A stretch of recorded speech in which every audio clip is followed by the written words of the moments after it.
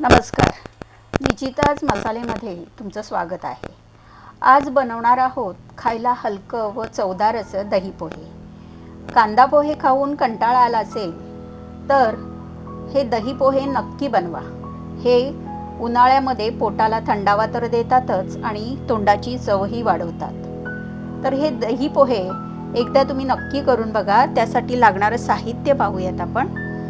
तर हे आहेत पोहे, 2 वाट्या घेतलेल्या आहेत। दही घेतलंय मी, हे फेटून आणि त्याच्यामध्ये साखरही टाकलेली आहे 1 चमचा। काकडी घेतली आहे ही अर्धी वाटी। काकडी आवडत नसेल तर नाही घेतली तरी चालेल। आणि तडक्यासाठी आपल्याला हे जिरं मोहरी घ्यायची आहे, अर्धा चमचा। आवडीनुसार मीठ, 2-3 चमचे आपण हे तूप घेतलेलं आहे तडका देण्यासाठी। तळलेले शेंगदाणे आहेत हे अर्धी वाटी। गार्निशसाठी आपण हे डाळिंब घेतलेले आहेत आणि हे आहे 2 कमी तिखट असणाऱ्या मिरच्या आणि कढीपत्ता। गार्निशसाठी आपण ही कोथिंबीर घेणार आहोत। तर हे झालं साहित्य आणि आता हे आपण पोहे स्वच्छ धुवून घेणार आहोत। तर असे छानपैकी भिजवलेले हे पोहे आपण घालून घेऊयात त्या भांड्यामध्ये। त्यानंतर तळलेले शेंगदाणे, दही सर्व घालून घ्यायचं आहे आपल्याला। काकडी आणि छानपैकी मिक्स करायचं आहे। स्वादानुसार मीठ,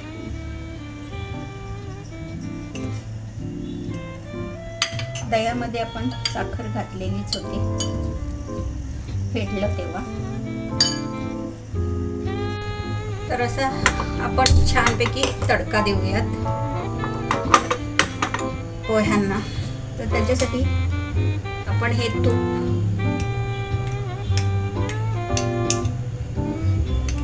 घालायचं आहे। छानपैकी तूप टाकलं की जिरं मोहरी आणि कढीपत्ता यांची फोडणी द्यायची आहे। माझ्या चॅनलला अजूनही तुम्ही सबस्क्राईब केलं नसेल तर सबस्क्राईब करा आणि ही अशी नवीन रेसिपी कशी वाटली तुम्हाला नक्की करून बघा आणि कमेंट्स द्या। तर तूप आता छानपैकी तापलेलं आहे।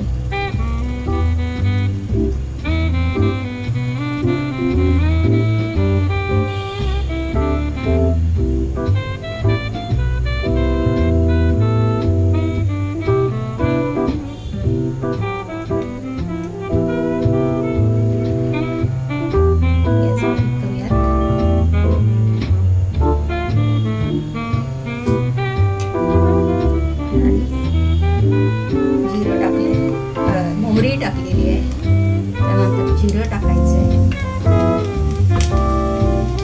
त्याच्यानंतर मिरच्या टाकायच्या आहे आणि गॅस बंद करायचा।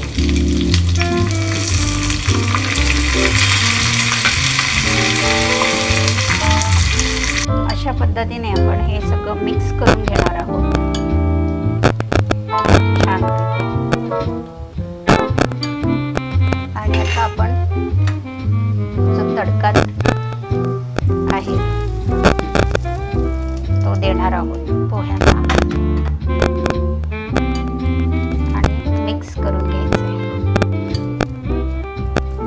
खायला खूपच छान लागतो, चवदार असे हे पोहे होतात। बघा किती सुंदर दिसत आहेत ते। आता आपण गार्निश करूयात। तर हे डाळिंब टाकूयात, थोडेसे डाळिंबाचे दाणे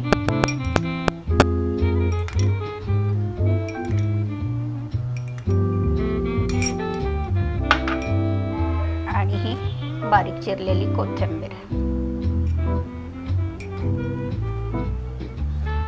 छानपैकी मिक्स करून घेऊ।